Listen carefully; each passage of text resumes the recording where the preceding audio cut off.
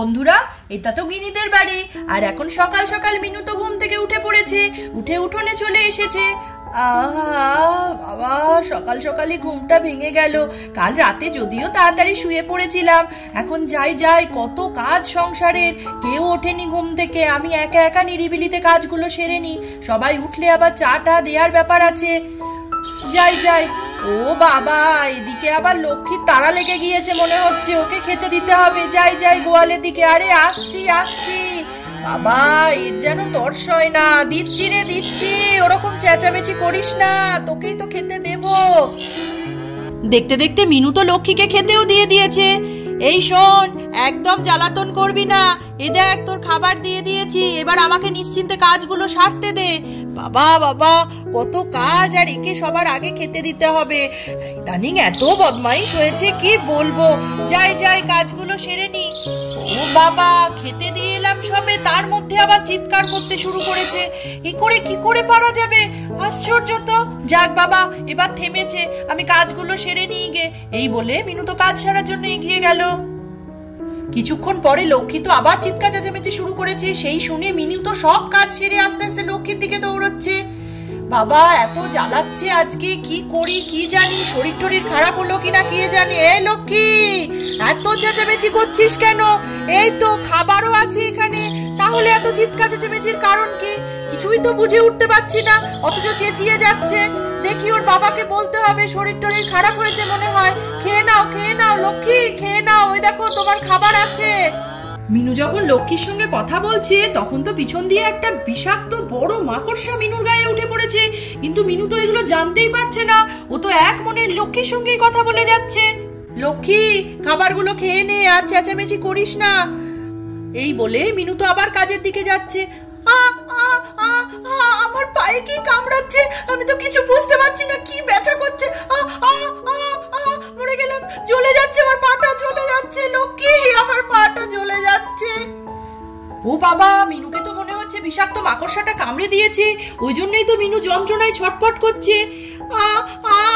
পায়ে কি যন্ত্রণা করছে, কি কামড়ালো আমার পায়ে। আমি পাটাতে তো দাঁড়াতে পারছি না, আমার মাথাটাও কিরকম ঝিমঝিম করছে। এ বাবা, মিনু তো মনে হচ্ছে অজ্ঞান হয়ে গেল। এবার কি হবে? বাড়ির সবাই তো ঘুমোচ্ছে, কেউ তো জানতেও পারলো না মিনুর সঙ্গে এরকম দুর্ঘটনা ঘটে গেল। মিনু তো এদিকে অজ্ঞান হয়ে পড়ে গেল, আর মাকড়সাটা ওদিকে আস্তে আস্তে গাছের পেছনে গিয়ে লুকিয়ে পড়ার চেষ্টা করছে।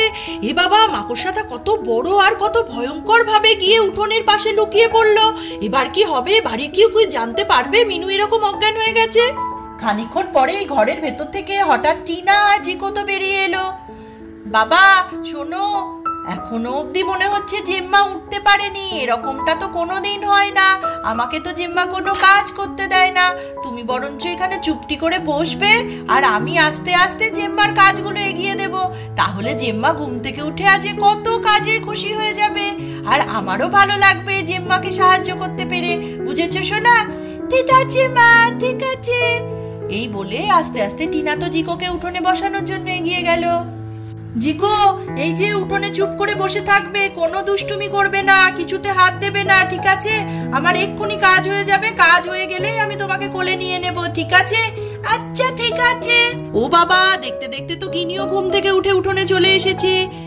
বাবা, এখনো কেউ ওঠেনি। ও মা, আরে আমি কাকে দেখছি? ভাই উঠে পড়েছিস? কি মজা কি মজা, তুই তো এত তাড়াতাড়ি উঠিস না। ও কাকিমণি, আমি ভাইয়ের সাথে খেলবো। হ্যাঁ হ্যাঁ, খুব ভালো হয়েছে তুই উঠে পড়েছিস। দেখ না, মার মনে হয় শরীর টরীর খারাপ, এখনো উঠতে পারেনি। আর তুই এদিকে ভাইয়ের সঙ্গে খেলা কর, বুঝলি? মা, মনে হয় মাকে তো ঘরে দেখলাম না, কি জানি হয়তো ঘুমিয়ে আছে। ঠিক আছে ঠিক আছে কাকিমণি, তুমি কাজ করো, আমি ভাইয়ের সঙ্গে খেলা করছি। বাবা নিশ্চিন্ত হওয়া গেল। ঠিক আছে, তোরা দুটোতে খেল, কোনো দুষ্টুমি করিস না কেউ। শোন ভাই, আমরা দুজনে দুটো বল নিয়েছি, তোর বলটা তুই আমার দিকে ছুড়বি, আর আমার বলটা তোর দিকে ছুড়বো। আমারটা তুই ক্যাচ করবি, তোরটা আমি ক্যাচ করব, বুঝতে পেরেছিস? তাই হবে দিদি, তাই হবে। ঠিক আছে ঠিক আছে, এবার চল চল খেলাটা শুরু করি। গিনি আর চিকো যখন খেলায় ব্যস্ত হয়ে গিয়েছে তখন তো গাছের পিছনে লুকিয়ে থাকা বিষাক্ত মাকড়সাটা আস্তে আস্তে বেরোতে শুরু করে দিয়েছে। কিন্তু গিনি আর চিকো এতটাই খেলায় ব্যস্ত, ওরা তো খেয়ালই করছে না মাকড়সাটাকে। এবার তাহলে কি হবে?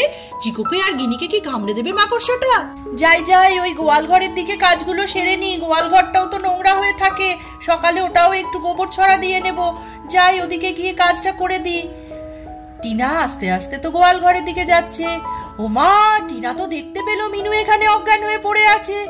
হাই হাই, এ কি কাণ্ড! দিদি ভাই না? দিদি ভাই সকাল সকাল গোয়াল ঘরের সামনে এরকম পড়ে আছে, কিছুই তো আমি বুঝতে পারছি না হঠাৎ হলোটা কি এত সকালে। আমি তো ভাবছিলাম দিদি ভাই ঘুমোচ্ছে আর দিদি ভাই এদিকে। তাই তো ভাবি দিদি ভাইয়ের মতো মানুষ যে রোজ ভোর 5টায় ওঠে, সে না উঠে চুপচাপ ঘুমিয়ে আছে। কি জানি, ও দিদি ভাই, দিদি ভাই, ও দিদি ভাই। টিনা তো বারবার করে মিনুকে ডাকতে শুরু করে দিল, কিন্তু মিনু তো কোনো সাড়া শব্দই দিচ্ছে না। ও দিদি ভাই, কি হলো সকাল সকাল তোমার? তুমি সাড়া দিচ্ছ না কেন? ও দিদি ভাই, তোমার শরীর খারাপ করছে নাকি? কিছুই তো বুঝতে পারছি না। দিদি ভাইয়ের তো মনে হচ্ছে জ্ঞান নেই, কি করে সুস্থ করব, কি করেই বা অসুস্থ হলো, কিছু তো মাথায় আসছে না। যাই আমি গিয়ে দাদাকে ডাকি। দেখতে দেখতে মাকড়সাটা তো জিকোর একদম কাছে চলে এসেছে। ওমা ভাই, আমি কি দেখছি?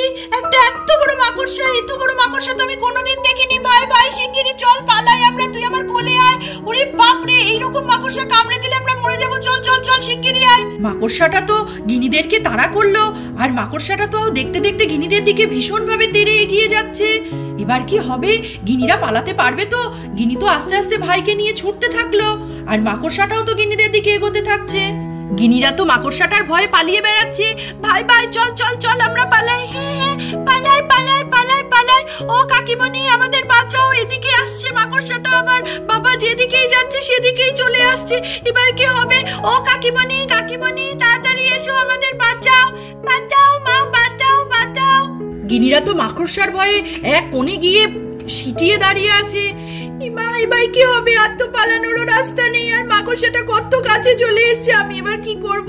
এ ভাই আমরা কোথায় যাব? কাকিমণি, শিগগিরই এসো। কাকিমণি। এ বাবা, এটা তো মনে হচ্ছে গিনির গলা। গিনি এত জোরে চিৎকার করছে কেন? আর জিকোই বা চেঁচাচ্ছে কেন? ওদিকে আবার ওরা দুটোতে কি বাঁধালো কিছুই তো বুঝতে পারছি না। এদিকে দিদি ভাইকে সুস্থ করব না ওদিকে ওদেরকে বাঁচাবো? যাই ওদেরকেই আগে দেখি আর দাদাকে ডেকে দিই, না হলে দিদি ভাইকে তো সুস্থ করা যাবে না। গিনি, এই গিনি, কি হয়েছে? তোরা আবার এত চিৎকার চেঁচামেচি করছিস কেন? ওমা, তোরা ওই কোনায় দাঁড়িয়ে, আর এত বড়, এটা কি? এটা তো মাকড়সা। আমি তো জীবনে এত বড় মাকড়সা দেখিনি কখনো। এত বড় মাকড়সা, এ তো সাংঘাতিক ব্যাপার। কোথা থেকে এলো এত বড় মাকড়সা? তোরা একদিকে দাঁড়িয়ে থাক। দেখতে দেখতে মাকড়সাটা তো এবার আবার টিনার দিকে এগিয়ে যাচ্ছে। ও বাবা গো, আমার দিকে এগিয়ে আসছে। আমি কি করব? আমি কোন দিকে পালাবো? আমি কোন দিকে যাব? গিনি, তোরা ঘরের দিকে এগো। গিনি, মাকড়সাটা তো টিনাকে কামড়ে আস্তে আস্তে নেমে আসছে। টিনার তো এবার খুব যন্ত্রণা করছে, আর মাকড়সাটাও আস্তে আস্তে গিনির দিকে এগিয়ে যাচ্ছে। এবার ওরা কি করবে? মাকড়সাটা কি সত্যিই গিনিদের কামড়ে দেবে? চলো দেখে নি। গিনিদের সবার চিৎকার চেঁচামেচি শুনে এদিকে তো রাজেশও ঘরের বাইরে বেরিয়ে চলে এসছে। আরে বাবা রে বাবা, হয়েছেটা কি? সাত সকালে বাড়ির মধ্যে এত চিৎকার চেঁচামেচি। আরে টিনা, তুমি এদিকে বসে আছো, আর গিনি তুই জিকোকে নিয়ে এরকম সিটিয়ে আছিস কেন একদিকে? ওরে বাবা, মাঝখানে এটা কি? এত বড়, এটা তো বিরাট বড় একটা মাকড়সা। দেখে তো মনে হচ্ছে ট্যারান্টুলা। এটা কিছু একটা ব্যবস্থা করতে হবে। হ্যাঁ দাদা, আমি তো নিজেও বুঝতে পারছি না এটা কি। এটা তো আমার পায়ে কামড়ে দিয়েছে, আর ওদিকে তো দিদিভাই গোয়াল ঘরের সামনে অজ্ঞান হয়ে পড়ে আছে। দিদিভাইয়ের যে কি হয়েছে সেও তো কিছু বুঝতে পারছি না। আর এদিকে মাকড়সাটার কিছু একটা ব্যবস্থা করুন দাদা, দেখেই তো ভয় পেয়ে যাচ্ছে। বাচ্চারা কোনো রকমে এখন বেঁচে গিয়েছে, আপনি কিছু একটা করুন। হ্যাঁ, ব্যবস্থা তো কিছু একটা করতেই হবে। তুমি ওইখানেই বসো। গিনি, তুই জিকোকে নিয়ে এরকমই থাক, বুঝলি? একদম নড়িস না। আমি দেখি রান্নাঘরের দিকে যাই, একটা বড় ঝুড়ি নিয়ে আসি, না হলে এই মাকড়সাকে জব্দ করা যাবে না। এই বলে রাজেশ তো রান্নাঘরের দিকে চলে গেল ঝুড়ি আনার জন্য। হ্যাঁ বাবা, তাড়াতাড়ি তুমি কিছু একটা ব্যবস্থা করো, নালে ভাইকে আর আমাকে মাকড়সাটা কামড়ে দেবে। দেখো আবার আমাদের এদিকে আসছে। রাজেশ তো তাড়াতাড়ি করে রান্নাঘর থেকে ঝুড়ি নিয়ে এসে হাজির। আরে তোমরা আর কেউ ভয় পেও না। গিনি, তুই আর চিৎকার করিস না, থাম। এই দেখ না, আমি ঝুড়ি নিয়ে চলে এসেছি। এইটা ঠিক ওই মাকড়সাটার ওপর দিয়ে দেবো, তাহলেই আর মাকড়সাটা নড়তে পারবে না, এদিক ওদিক যেতে পারবে না, বুঝলি? এই দেখ, আর একটু ধৈর্য ধর। দেখ না, আমি ঝুড়ি এক্ষুনি দিলাম বলে। রাজেশ তো ঝুড়ি নিয়ে এসে হাজির মাকড়সাটাকে চাপা দেবে বলে। এবার মনে হয় মাকড়সাটা জব্দ হবে, আর মাকড়সাটা নড়াচড়া করতে পারবে না। এই দেখ গিনি, আমি মাকড়সাটাকে এই চাপা দিয়ে দিচ্ছি, আর মাকড়সাটা নড়তে পারবে না। এই টিনা, আর চিন্তা করো না, মাকড়সাটাকে ঝুড়ি চাপা দেওয়া হয়ে গেছে, আর তোমার একদম অসুবিধা হবে না। আমি দোকান থেকে গিয়ে আমি মলম এনে দেবো, ওষুধ এনে দেবো। আপাতত ডেটল জল দিয়ে জায়গাটা একটু ধুয়ে নিতে হবে, তাহলেই আর কোনো অসুবিধা হবে না। আর যাই দেখি তোমার দিদিভাই আবার ওদিকে কি বাদিয়েছে দেখি। তুমি তো বললো অজ্ঞান হয়ে গেছে। যাই যাই যাই। ও বাবা, এ তো এখনো এখানে অজ্ঞান হয়ে পড়ে আছে, কি মুশকিল। এর মনে হচ্ছে জল দিতে হবে। যাই যাই যাই, একটু যাই, জল নিয়ে আসি। জল ছেটাই, জল ছেটাই। কতক্ষণ ধরে অজ্ঞান হয়ে আছে কে জানে। মিনু, এই মিনু, এ দেখো, ওটো ওটো ওটো ওটো ওটো। মিনু, ওটো। আমি কোথায়? আমি এখানে এলাম কি করে? বাগানে? তুমি কখন উঠলে? তুমি বাগানেই পড়েছিলে। ও, আমার কি হয়েছিল জানো? আমাকে পায়ে কি একটা কামড়ালো, তারপরে আমার মাথাটা কিরম হয়ে আমি অজ্ঞান হয়ে গেছিলাম মনে হচ্ছে। আরে পায়ে মাকড়সা কামড়েছে, টিনাকেও কামড়েছে, তোমাকে হয়তো জোরে কামড়েছে, আচমকা কামড়েছে, তুমি আর সহ্য করতে পারোনি, অজ্ঞান হয়ে গেছো। আচ্ছা আচ্ছা, ঠিক আছে ঠিক আছে, দাঁড়াও দাঁড়াও, আমি উঠে বসছি। তাহলে দেখতেই পেলে বন্ধুরা, গিনিদের বাড়িতে আজকে কত বড় একটা মাকড়সা ঢুকে পড়েছিল, বিষাক্ত। আর মাকড়সাটা তো গিনির মা আর কাকিমণিকে কামড়েও দিয়েছে।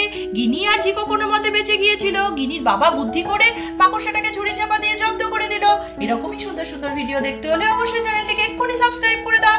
আর ভিডিওটি ভালো লাগলে লাইক আর কমেন্ট করতে একদম ভুলবে না বন্ধুরা। আজকের মতন এটুকুই, টাটা।